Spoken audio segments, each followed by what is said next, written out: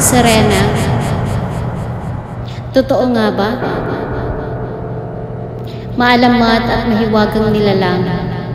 Tinatawag silang merfolk, mga nilalang na mula sa dagat o tubig. Serena ay maalamat na bantay tubig, mythical guardians of water. Ikaw ba naniniwala sa Serena? Base sa video na nakikita mo, napadpad sa tabing dagat ng isang malayo at tagong isla. Ayon sa kwento ng matatanda, totoo daw ang Serena.